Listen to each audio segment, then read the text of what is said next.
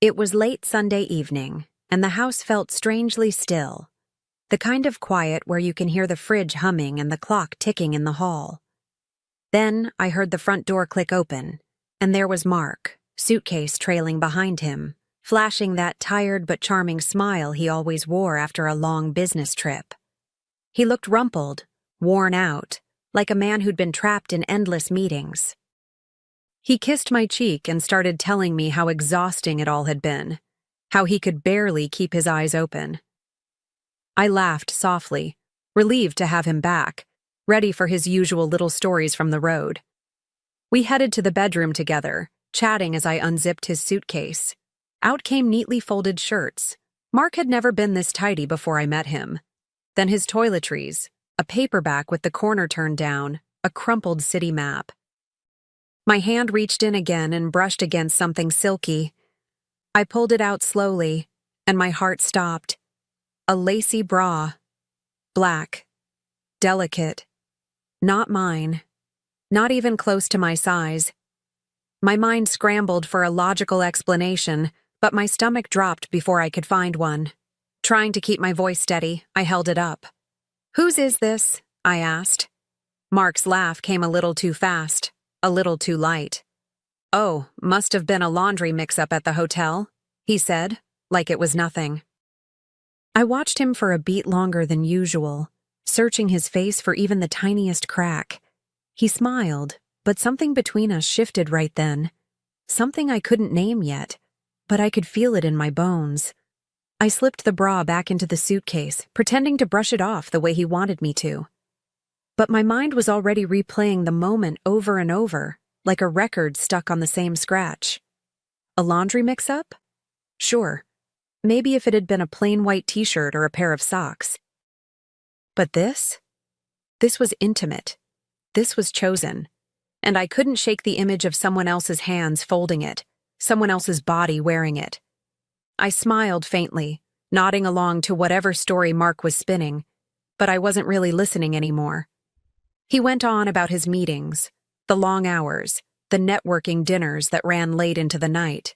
Every word felt suddenly loaded, each detail making me question what else might be buried under the surface. I caught the faintest scent on his shirt.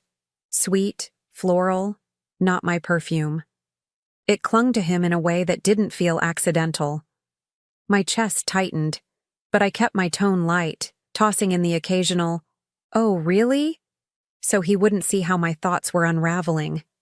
When he finally wandered off toward the shower, whistling like nothing was wrong, I sat on the edge of the bed for a moment. My hands rested in my lap, but inside I was gripping the truth, whatever it was. Like a blade I wasn't ready to show. I told myself it could wait. I told myself I needed to be sure. But deep down, I knew this wasn't going to fade away with a good night's sleep. Something had been set in motion and I wasn't about to stop it. The sound of the shower started up in the bathroom, muffled by the closed door. I sat there for a moment, staring at the suitcase, my mind running in 100 directions. The bra wasn't just a piece of clothing, it was a message, and I didn't know if it had been left for me to find or hidden carelessly, assuming I wouldn't look. Either way, it was careless. Either way, it spoke louder than any excuse he'd just given me.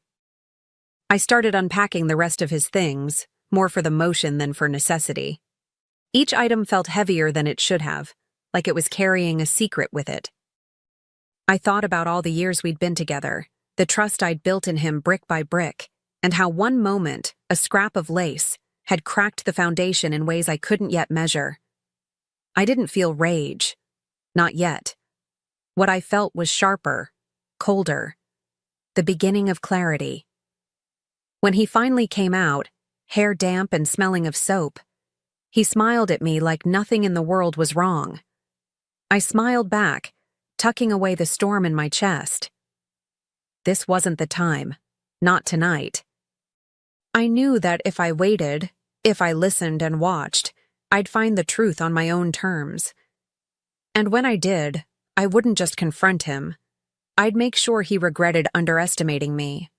By morning, the unease had settled into something heavier, like a stone lodged in my chest. Mark moved around the kitchen making coffee, humming to himself, while I sat at the table pretending to scroll through my phone. Every word he said sounded perfectly normal, but now I was hearing them differently, like I was listening for static behind the music. He left for work with a kiss on my forehead, and I watched him walk out the door, my mind already circling back to the bra. That night, when he stepped into the shower, I knew I couldn't just sit there wondering. I reached for his jacket draped over the chair and started checking the pockets. My hands felt steady, but inside, my heart was pounding. That's when I found it, a folded receipt from the hotel bar. 2 cocktails, a bottle of champagne, dessert for 2. My breath caught, and I stared at it like it might explain itself if I waited long enough. But it didn't. I set the paper on the dresser, my fingers grazing the faint perfume on one of his shirts. It was stronger now, unmistakable, like a ghost in the fabric. I didn't recognize the scent, but I knew it didn't belong to me. A wave of cold washed over me, not from shock, but from confirmation. Something was wrong, and whatever it was, he was keeping it from me. I folded the receipt carefully, almost tenderly, and slipped it into my own drawer, right next to the bra I'd hidden the night before. Seeing them together felt powerful, like pieces of a puzzle only I knew existed. I could have marched into the bathroom, thrown open the door, and demanded answers right then. But what would that give me?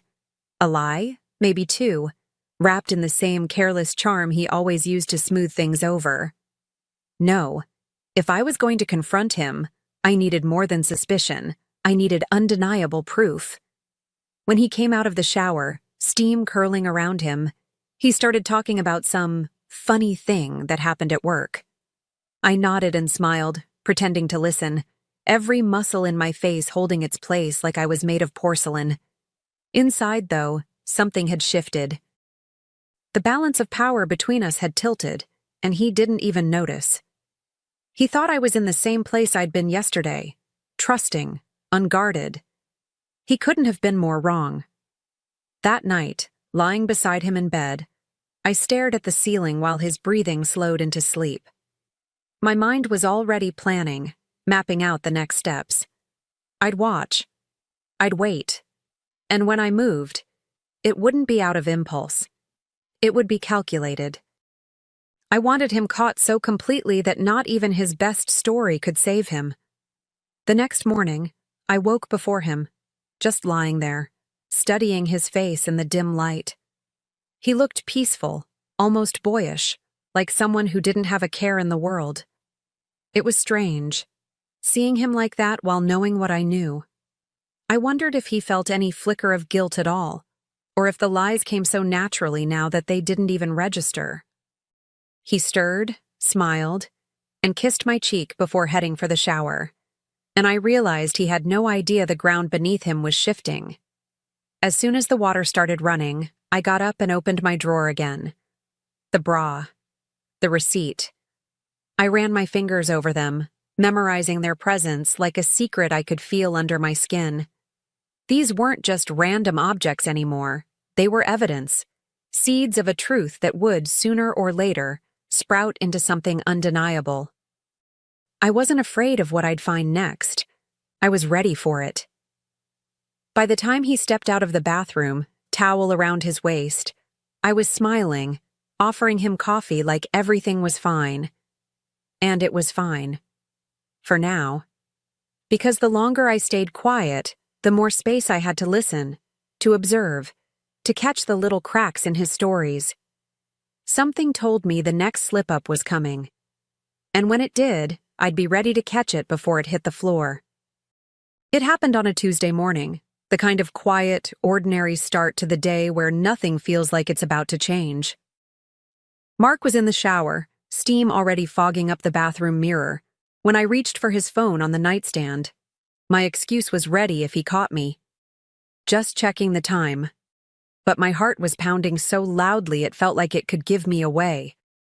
I unlocked it with his passcode, the one I'd known for years, and scrolled straight to his messages.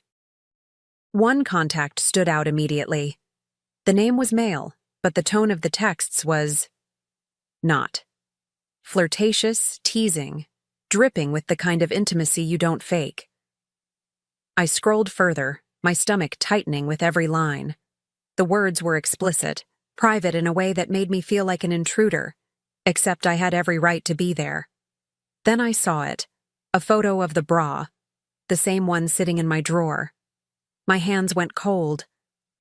Beneath it, her message read, "Can't wait for you to take this off me again." I didn't react, not outwardly. I just kept scrolling, every message tightening the knot in my chest until it felt hard to breathe. And yet, with each word, I felt less like a victim and more like someone sharpening a blade. This wasn't a maybe anymore, this was proof. And now I knew exactly where the power sat, right in my hands. I started taking photos, quick, precise, making sure every message, every timestamp, every image was captured. My hands didn't shake. In fact, I felt strangely calm, like I'd crossed a threshold where anger had given way to clarity. I saved everything to a hidden folder on my own phone, double-checking each shot before deleting my traces from his. The sound of the shower water was steady, almost hypnotic, like it was marking the seconds I had left before he stepped out. As I worked, my mind was already racing ahead. This wasn't going to be a quiet confrontation in our kitchen, or a whispered argument behind closed doors. No, that would be too easy for him. Too private. I wanted something he couldn't spin, couldn't soften with charm, something that would strip away the mask he wore so effortlessly. And for that, I'd need timing, precision, and an audience. By the time I put the phone back exactly where I'd found it, my plan had started to take shape. It wasn't complete yet, but the bones were there. I wasn't just going to catch him. I was going to make sure everyone who mattered to him knew exactly who he really was. The shower shut off, and I moved quickly, sliding under the covers like I'd never left. My breathing slowed, my eyes half closed, as if I'd been lazily waiting for him all along. He came out, towel around his waist, running his fingers through damp hair. "Morning," he said, with that casual warmth I'd once loved so much. I smiled back, tucking my phone out of sight, my secrets locked away where he'd never think to look. Inside, though, I was electric, wired with the thrill of knowing I'd just pulled the curtain back on his entire act. Every word he'd said to me since coming home now had a double meaning. Every touch felt like it belonged to a stranger. And yet, I played along, my laughter easy, my tone soft. Let him think I was still in the dark. That was the beauty of it. He'd never see me coming. As I handed him his coffee, I was already picturing the moment it would all fall apart for him. The stunned look, the silence in the room, the way the truth would land like a stone dropped into still water, sending ripples everywhere. It wouldn't just be my satisfaction, it would be my justice. And now, the countdown had begun. A week later, the stage was set. Literally.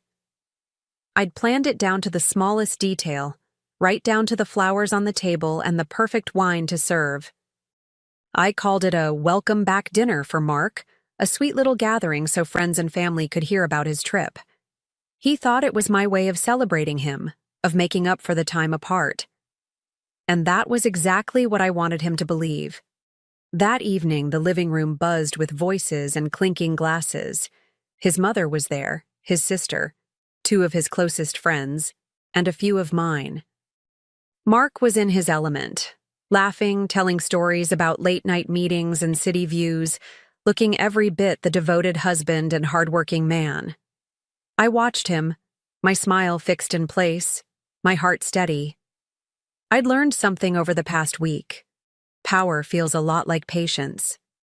Dinner moved along easily, conversation flowing, plates being passed, and then, right on cue, I stood up. "Before dessert," I said, my voice warm and casual, I have a little something for you, honey. Something you left in your luggage. His eyes flickered with confusion, just for a second, before settling back into that easy grin. That single flicker told me everything. He knew. I walked to the sideboard and picked up a beautifully wrapped gift box. Gold paper, silk ribbon, the kind of presentation that promised something sentimental inside. The room quieted, all eyes on me. I placed it in front of him, my fingers brushing the lid. "Go ahead," I said, keeping my voice light, almost teasing. "Open it." He hesitated for just a fraction too long before untying the ribbon. The paper fell away, and when he lifted the lid, his smile froze. Inside, resting neatly on tissue paper, was the black lacy bra. Next to it, the hotel bar receipt, and on top, the printed screenshots of those texts. Every word, every timestamp, every photo. The silence in the room was deafening. You could hear the weight of the air shift. Mark's eyes darted from the box to me, then to the guests, his mouth opening and closing like he was searching for the right script. This isn't, he stammered, but his voice faltered. And in that moment, I didn't need to say another word. His performance had ended, and everyone had just watched the curtain drop. Before he could recover, his mother's chair scraped against the floor. She stood up slowly, her eyes never leaving his face. "I think we've heard enough," she said, her voice low but sharp enough to cut through the heavy silence. The statement landed like a gavel, final and undeniable. Mark's shoulders slumped, the fight draining out of him before it even began. Around the table, no one moved. No one rushed to defend him. I stayed standing, my hands resting lightly on the back of my chair, meeting each person's gaze in turn. I wasn't looking for sympathy, and I wasn't here to explain myself. The evidence spoke louder than anything I could say. Mark avoided my eyes, staring down at the table like the wood grain could swallow him whole. The man who thrived on being the center of attention was now the centerpiece for all the wrong reasons. I took my seat again, letting the conversation stumble back in hesitant bursts, the kind people use when they're trying to pretend the world hasn't just shifted. But I wasn't pretending. I'd done what I came to do. And now, all that was left was to decide how, and when, I'd walk away for good. I didn't wait until morning. The moment the last guest left and the front door clicked shut, I walked to the bedroom, pulled my pre-packed suitcase from the closet, and set it on the bed. Mark trailed behind me, his voice low, trying to explain, to twist the story into something it wasn't. I didn't answer. I didn't even look at him. My focus was on the zipper, on the weight of my things neatly folded inside. I'd been ready for this moment since the day I found that bra. By the time he realized I wasn't bluffing, I had my coat on and my keys in my hand. "Sophie, wait," he started, but his words felt hollow, like they belonged to a man who knew the fight was already lost. I stepped into the hallway without another glance, the air outside cool against my skin, the night strangely quiet after the chaos we'd just left behind. I drove to my new apartment, the lease signed days ago, the fridge already stocked, the bed already made. Freedom didn't feel like fireworks, it felt like peace. And peace was something I hadn't realized I'd been missing until now. The fallout started faster than I expected. By the next afternoon, my phone buzzed with messages from friends, some pretending they hadn't heard, others bluntly asking if it was true. I didn't respond. I didn't have to. The story was already moving on its own, weaving through our circle, stripping away the image Mark had worked so hard to protect. I imagined him, pacing in that house, scrambling for a version of events that might salvage his pride. I spent the day unpacking slowly, savoring the quiet of my new place. Every drawer I filled, every picture I hung on the wall, felt like reclaiming a piece of myself I'd forgotten I owned. There was no scent of unfamiliar perfume here, no suitcase hiding secrets. Just my things, my space, my rules. The absence of him wasn't a void, it was a clearing, wide and open, waiting for something better. That evening, I poured myself a glass of wine and stepped onto the small balcony, watching the city lights blink to life. Somewhere out there, he was learning how quickly a lie can unravel. And me? I was learning how light it feels when you finally set down a weight you've been carrying too long. The next morning, I opened my drawer and pulled out the bra one last time. It didn't feel heavy anymore, just a relic from a chapter I was glad to close. I placed it in a donation bag, along with a few old clothes, and dropped it off at a charity bin on my way to the beach. Let someone else decide its next story. Mine with it was over. Later, I sat on the sand, my shoes off, the sunset painting the horizon in gold and pink. I pulled out my phone, snapped a picture of the waves, and typed a caption for my social media. One man's mistake is another woman's freedom. Cheers to starting over. I hit post, smiled, and tucked the phone away. It wasn't meant for him. It was meant for me. A reminder that I'd walked through the fire and come out lighter.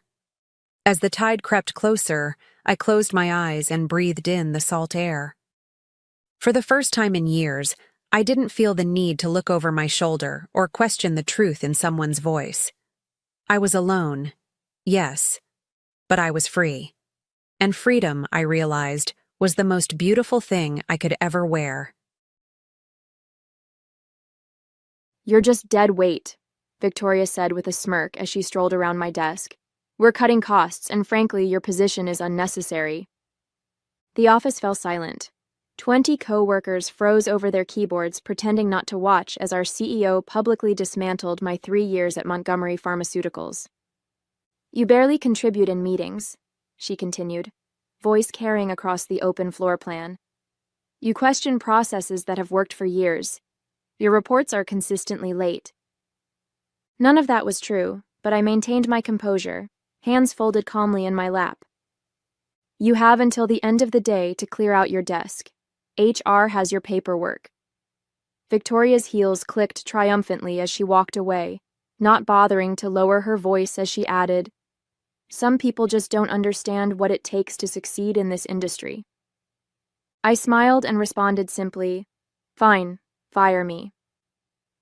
Victoria paused mid-stride, clearly disappointed by my calm acceptance. She'd expected tears or pleading, not quiet dignity. "I'm Eve Montgomery, 47 years old, and what Victoria doesn't know is that I own 87% of the company that bears my family name. 3 years ago, I stepped down as the public face of Montgomery Pharmaceuticals when my father passed away, leaving me controlling interest. The board hired Victoria King to lead the company into a new era of growth, unaware I had very specific plans of my own. Rather than watching from afar, I wanted to understand how our company operated from the inside. With a new hairstyle, my mother's maiden name on my ID badge, and a mid-level position in research analytics, I became invisible, just another employee. For 3 years, I observed. I documented cost-cutting measures that compromised quality. I witnessed talented colleagues leave after being belittled by Victoria and her inner circle. I saw our once collaborative culture transform into a toxic environment of fear and favoritism. I had planned to remain undercover for another 6 months, but Victoria's public humiliation accelerated my timeline.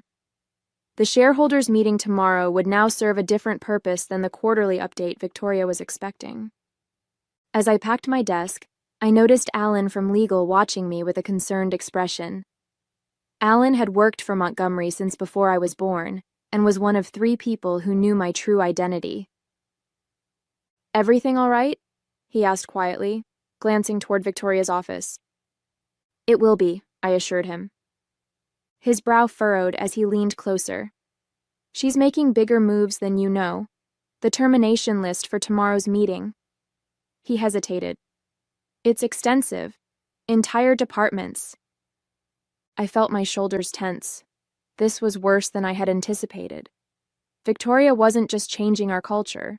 She was dismantling the company's foundation to boost short-term profits. "Thank you, Alan," I said, meeting his eyes meaningfully. I'll see you tomorrow. Montgomery Pharmaceuticals wasn't just a company to me, it was my heritage. My grandfather started in his garage, developing affordable alternatives to expensive medications. My father expanded it into a mid-sized operation respected for both innovation and integrity. We never became pharmaceutical giants like our competitors, but that was intentional. Our mission had always been about balance, profitable enough to drive research, ethical enough to put patients before profits. When my father died unexpectedly from a heart attack, I was working in our Seattle research division. The board, nervous about maintaining investor confidence, wanted to quickly name a new CEO. Though I had the experience and the controlling interest, I suggested we look externally for someone who could bring fresh energy. Victoria King came with impeccable credentials: MBA from Stanford, successful leadership positions at 2 major healthcare companies, and an impressive record of increasing profitability. Her interview was flawless. She spoke eloquently about maintaining our core values while pursuing strategic growth. The board was smitten.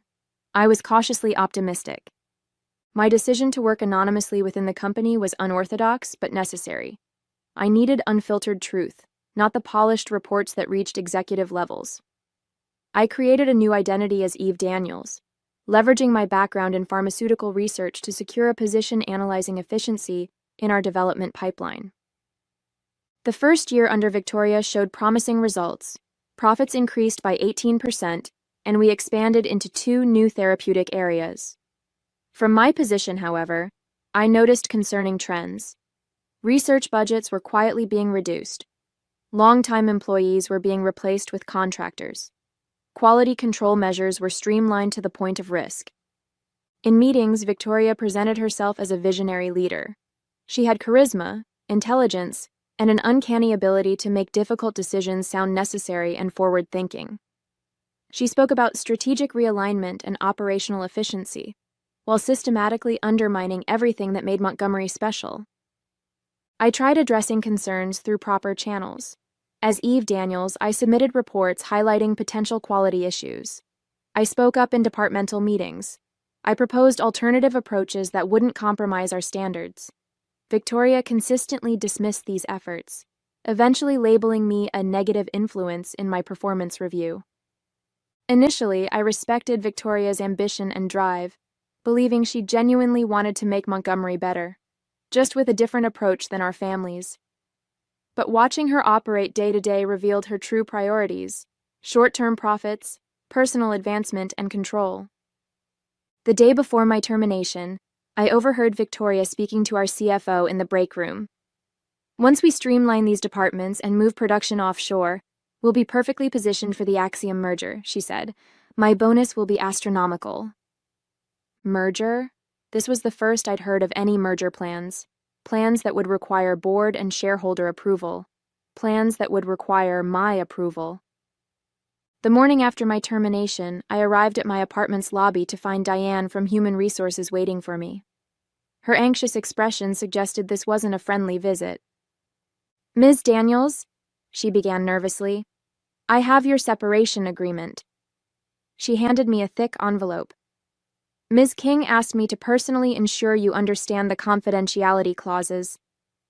I glanced through the document, noting the extensive non-disparagement sections and the pitiful severance offer: 2 weeks' pay in exchange for signing away my right to discuss anything about Montgomery. There's also this, Diane added, passing me another form. It's a notification that your company-subsidized apartment must be vacated within 30 days. I had forgotten that my building was one of Montgomery's employee housing investments. Victoria was apparently leaving nothing to chance. Thank you, Diane, I said, taking both documents. I'll review these carefully. She shifted uncomfortably. There's something else you should know. It's not official yet, but... She lowered her voice. Victoria is planning to outsource the entire research division to India. Over 100 people will lose their jobs after the quarterly meeting. The research division was Montgomery's heart, dedicated scientists who had developed life-changing medications. Many had been with us for decades. "Why are you telling me this?" I asked. "Because it's wrong," she answered simply. "Your reports were right about the quality concerns. 2 of our trial medications failed last-stage testing because of the shortcuts she implemented. She buried those results and fired the team leads." This was worse than I had imagined. Victoria wasn't just changing company culture. She was jeopardizing patient safety and our scientific integrity. "Thank you for your honesty," I said. "I appreciate the risk you're taking." After Diane left, I sat in my lobby, processing this new information. My experiment in anonymity had shown me exactly what I needed to see. But at what cost? How many careers had been damaged? How many patients put at risk? My phone buzzed with a message from Alan. Meeting moved up to 10 a.m. Victoria presenting new strategy to board and key shareholders. Merger announcement expected. She had accelerated the timeline, likely hoping to push through her agenda before any opposition could organize. I checked my watch. It was 8:30 a.m. I had 90 minutes to prepare. In my home office, I pulled up the contingency plan I'd been developing over the past year. It detailed a complete restructuring of leadership, reinvestment in our core values, and protection for the employees who made Montgomery what it was. I had hoped not to need it, but Victoria had forced my hand. As I dressed for the meeting, selecting the tailored suit I hadn't worn in 3 years, I felt a complex mix of emotions. Disappointment that Victoria had betrayed the company's trust. Anger at the callous way she treated dedicated employees. Guilt that my experiment had allowed her to cause so much damage. My phone buzzed again, Alan with an update. "Victoria's assistant accidentally sent me tomorrow's press release draft. They're announcing the closure of the Seattle facility. 230 jobs eliminated." My grandfather had started in Seattle. My father had expanded the facility, creating hundreds of well-paying jobs in a community that desperately needed them. This wasn't just business anymore. This was personal. Victoria hadn't just attacked the company. She had attacked my family's legacy. I tucked my tablet into my briefcase, my resolve hardening. It was time to step out of the shadows. Montgomery Pharmaceuticals occupied the top 5 floors of a sleek building in downtown Chicago. I entered through the main lobby, nodding to security guards who didn't recognize me in my executive attire. Instead of taking the general elevator to the analytics department on the 3rd floor, I swiped a key card I hadn't used in 3 years and entered the executive elevator. The boardroom was on the top floor, a spacious area with floor-to-ceiling windows overlooking Lake Michigan. As I approached, I could hear Victoria's confident voice through the partially open door. "Unprecedented opportunity for growth. The Axiom merger will position us to compete with industry leaders while providing exceptional shareholder value." I paused, listening. She was already discussing the merger, presenting it as a foregone conclusion. "What about the research division?" someone asked. Harold Jensen, our longest-serving board member. "Montgomery's reputation is built on innovation." "Research can be done more cost-effectively elsewhere," Victoria replied smoothly. "We're trimming unnecessary expenses to maximize our appeal to Axiom. Speaking of which, I've prepared a comprehensive restructuring plan." It was time. I pushed the door open and entered. 14 faces turned toward me, expressions ranging from shock to confusion to, in Alan's case, carefully concealed satisfaction. Victoria recovered quickly. "I'm sorry, this is a private meeting. Security will escort you out." She reached for the phone, but Harold spoke first. "Eve, is that you?" "Hello, Harold," I said calmly, setting my briefcase on the table. "It's been a while." Victoria's hand froze mid-reach. "Eve? As in?" "Eve Montgomery," I confirmed, majority shareholder and former CEO. The blood drained from Victoria's face. "But you're Eve Daniels from Analytics." "A necessary measure to understand the company's operations firsthand," I explained, addressing the room rather than just her. "And what I've learned has been illuminating." "This is highly irregular," Victoria stammered, trying to regain control. Ms. Montgomery, while we appreciate your interest, this meeting is for current leadership to present our strategic vision. A vision that includes dismantling our Seattle facility, outsourcing research, and merging with Axiom Pharmaceuticals, I interrupted, all without board approval or shareholder vote. The room fell silent. Several board members exchanged concerned glances. These are preliminary discussions, Victoria insisted. Nothing has been decided. I withdrew a document from my briefcase. Then why does this press release scheduled for tomorrow announce these changes as finalized decisions? I placed copies in front of each board member. Victoria's expression hardened as she recognized the document her assistant had accidentally sent to Alan. This is a misunderstanding, she said, her voice tight. A draft created to explore potential scenarios. Perhaps we should discuss your termination of Eve Daniels as well, I suggested. And the pattern of removing employees who raise legitimate concerns about quality and safety? Victoria's eyes narrowed. You are underperforming. The documentation is clear. So clear that you felt the need to publicly humiliate me in front of the entire department? To immediately revoke my housing? To offer 2 weeks severance for 3 years of service? The board members were watching this exchange with growing discomfort. Victoria sensed her position weakening. I understand you're upset, she said, adopting a conciliatory tone. But these decisions, while difficult, are necessary for Montgomery's future. The pharmaceutical landscape is changing and we must adapt. For a moment, her confident demeanor made me doubt myself. She was masterful, presenting harmful cuts as inevitable adaptations. No wonder the board had been persuaded by her vision. You're right about one thing, I conceded. We do need to adapt. Victoria smiled, sensing victory. I'm glad you understand. Which is why, I continued, as the majority shareholder of Montgomery Pharmaceuticals, I'm calling for an immediate vote of no confidence in your leadership. The smile froze on Victoria's face. You can't do that. Actually, Alan interjected, sliding a document toward her, according to company bylaws, she can. Victoria's composure cracked. This is absurd. The board appointed me CEO. Only they can remove me. With all due respect, I countered, that's not entirely accurate. I distributed another document to the board members. Article 7, Section 3 of our corporate charter grants the majority shareholder emergency removal powers if the CEO acts contrary to company interests without board approval. The board members began reviewing the document, heads bowed in concentration. Victoria remained standing, her knuckles white as she gripped the edge of the table. The merger discussions were preliminary, she insisted. Nothing has been signed.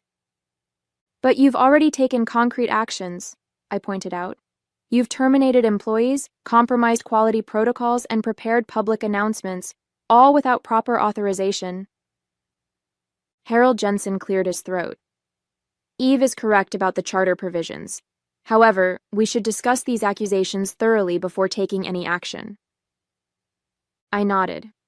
I agree, which is why I've prepared this. I connected my tablet to the room's display system. The screen filled with a detailed timeline of changes implemented under Victoria's leadership. Research budget cuts disguised as efficiency measures, quality control reductions hidden in technical jargon, terminated employees who had raised concerns, failed drug trials that never appeared in reports to the board. Where did you get this information? Victoria demanded.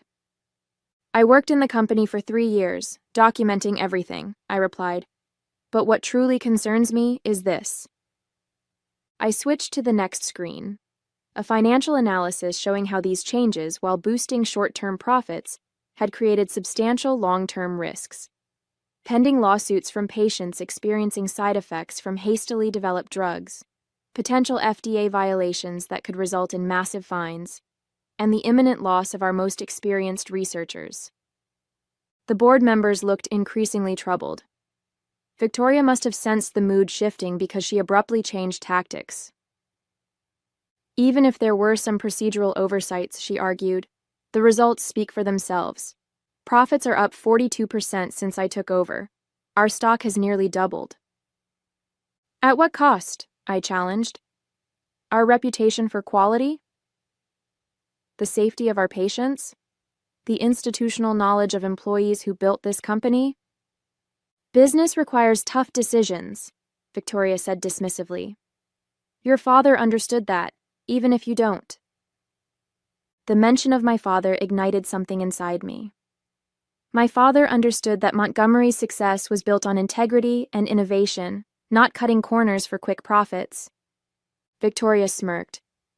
Your father also understood the importance of professional leadership. He specifically requested an experienced CEO take over after his death because he wasn't confident in your abilities. The words hit like a physical blow. Had my father really doubted me? Had he shared those doubts with Victoria? That's not true, Harold interrupted, his usually calm voice sharp with anger. Robert Montgomery never said any such thing. I was his closest friend on this board, and he was immensely proud of Eve's contributions to this company. Relief flooded through me, followed by renewed determination. Victoria was lying, desperately trying to undermine my confidence. Ms. King, Harold continued, I think it's time you step outside while the board discusses these matters. Victoria's expression hardened. I don't take orders from... Security can escort you if necessary, Harold suggested mildly. After Victoria reluctantly left, the boardroom erupted in concerned discussions. I remained silent, letting them process the information I'd presented. Finally, Harold called for order. Before we vote, there's something you should all know. He looked directly at me. Victoria hasn't just been planning a merger. She's been negotiating to sell Montgomery's proprietary research to Axiom separately, research Eve's team developed before Victoria arrived. Shocked murmurs filled the room. This wasn't just about jobs or cost-cutting anymore. Victoria had been planning to sell the company's most valuable assets, innovations that could help millions of patients, for her personal gain. How do you know this? I asked Harold. He slid a folder across the table. Because Axiom approached me last week, thinking I was already aware of the arrangement. Inside were emails between Victoria and Axiom's CEO, discussing the sale of our research portfolio for a fraction of its value, with a substantial consulting fee directed to Victoria personally. The betrayal was complete. Victoria hadn't just compromised our company's values, she had betrayed its very purpose. The board's vote was unanimous. Victoria would be removed immediately. However, her termination alone wouldn't solve our deeper problems. The company culture had deteriorated, trust was broken, and we needed to prevent similar situations in the future. We need to announce this change before markets close, said Elise Chen, our marketing director. Otherwise, rumors will spread. And what about the Seattle facility? The research division, asked another board member. Victoria's team has already set those wheels in motion. I have a comprehensive transition plan, I assured them. But we need to move quickly. Victoria won't leave quietly. As if on cue, the boardroom door flew open. Victoria stormed in, followed by two men I didn't recognize. This emergency board meeting violates proper notification procedures, she announced triumphantly. My legal team agrees that any decisions made today are invalid. The lawyers behind her nodded confidently. One stepped forward. As outside counsel for Montgomery Pharmaceuticals, I must advise the board that proper protocols for CEO removal haven't been followed. You're not our outside counsel, Allen countered, rising from his seat. Brenner and Associates has represented Montgomery for 30 years. Not anymore, Victoria said smugly. I terminated that relationship last month. Collins and Westfield now represents us. This was a complication I hadn't anticipated. If Victoria had changed our legal representation without board approval, it could create enough confusion to delay her removal. Markets would close, rumors would spread, and she might have time to implement her plans. This is outrageous, Harold protested. Changing legal counsel requires board approval. Which I received, Victoria countered, producing a document. 3 board members signed off on it, I examined the document. 3 signatures appeared at the bottom, board members Victoria had personally recruited after taking over. "We need to adjourn and sort this out properly," one of Victoria's supporters suggested. "These hasty decisions could expose us to liability." Doubt crept into the room. Board members exchanged uncertain glances. I needed to act decisively. "Before we continue, I'd like to introduce someone." I pressed the intercom button. "Please send in our guest." The door opened again, and an older gentleman in an impeccable suit entered. "Hello, everyone. I apologize for the interruption." Victoria's face drained of color. "Jerome Collins. What are you doing here?" Collins, the founding partner of her supposedly new law firm, nodded politely toward Victoria before addressing the board. "I'm here at Ms. Montgomery's request to clarify a situation. Collins and Westfield has never been retained by Montgomery Pharmaceuticals. The document claiming otherwise appears to use a forged signature from my office." The room fell silent. Victoria's lawyers exchanged alarmed glances. "Furthermore," Collins continued, "I should note that impersonating legal counsel constitutes fraud. These gentlemen," he gestured to Victoria's lawyers, "are not attorneys at my firm." One of the men slipped quietly toward the door. "Additionally," Collins added, "I've reviewed the corporate charter Ms. Montgomery provided. Her authority as majority shareholder is quite clear." Victoria's desperate gambit was collapsing, but she had one card left to play. "Even if you remove me," she said, turning to the board, "you can't undo the agreements already in place. The Seattle closure, the research outsourcing, those plans are already filed with regulatory bodies." "Actually," I interjected, "no regulatory filings have been submitted. I checked this morning." "And our preliminary agreement with Axiom," she challenged, "is subject to board approval, which it never received," Harold added. Victoria's face contorted with fury. "You planned this all along, didn't you? Working undercover, gathering information, you set me up." "No, Victoria," I replied calmly. "You did that yourself when you prioritized short-term profits over our company's integrity." She turned to the 3 board members she had appointed. "You need to support me on this. Remember our discussions about your compensation packages after the merger?" The implication of improper arrangements hung in the air. 2 of her appointees shifted uncomfortably in their seats. The third, however, straightened his posture. "Ms. King, are you suggesting we had some sort of personal arrangement regarding the merger? Because that would constitute a serious breach of fiduciary duty." Victoria realized too late that she had implicated herself in yet another ethical violation. Her last support on the board was evaporating. As security arrived to escort Victoria and her fake legal team from the building, I took my seat at the head of the table. The position had been mine all along. I had simply needed to reclaim it. The next morning, I arrived early for the company-wide meeting I had called. The auditorium filled quickly with anxious employees who had heard rumors but knew nothing concrete. My former colleagues from the analytics department did double takes when they saw me at the podium, dressed in executive attire rather than my usual business casual. Victoria had been scheduled to announce the strategic restructuring at this meeting. Instead, she was clearing out her office under security supervision. "Good morning," I began once everyone was seated. "For those who don't know me, I'm Eve Montgomery." A murmur rippled through the crowd. "Some of you knew me as Eve Daniels from the analytics department. That was by design.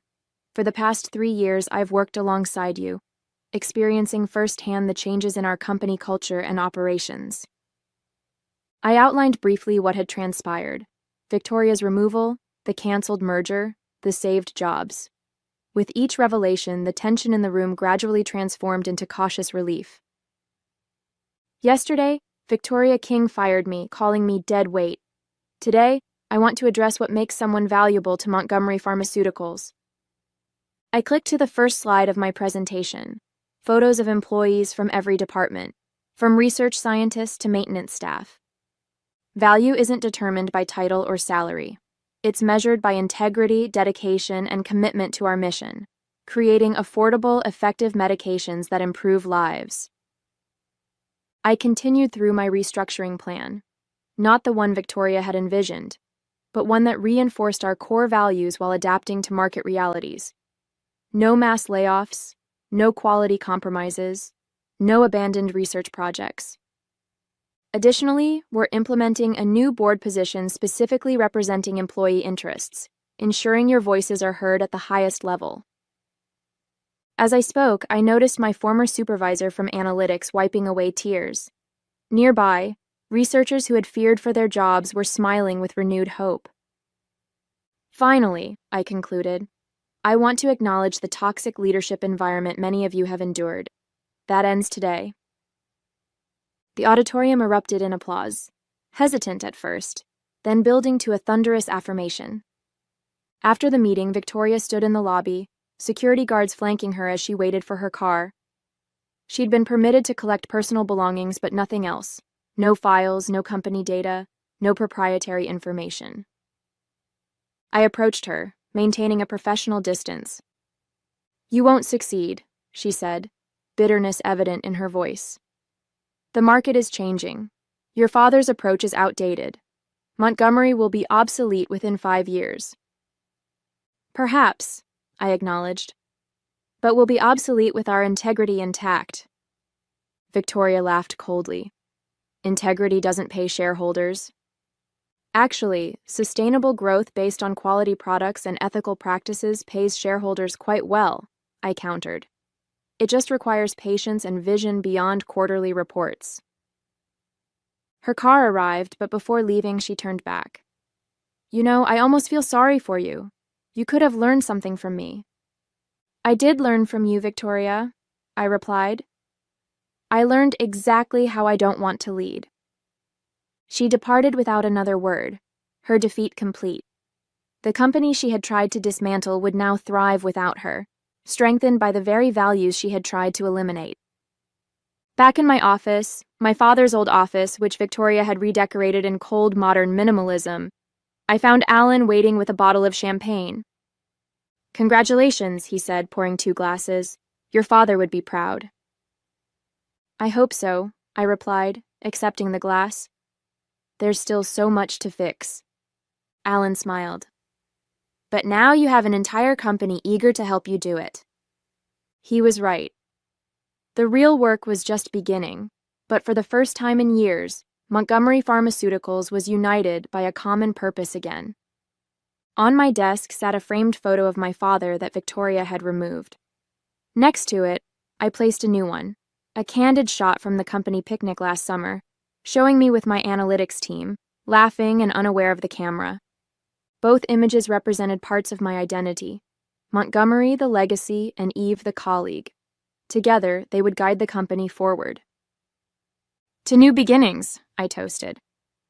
"And to the best kind of revenge," Alan added. "Success on your own terms,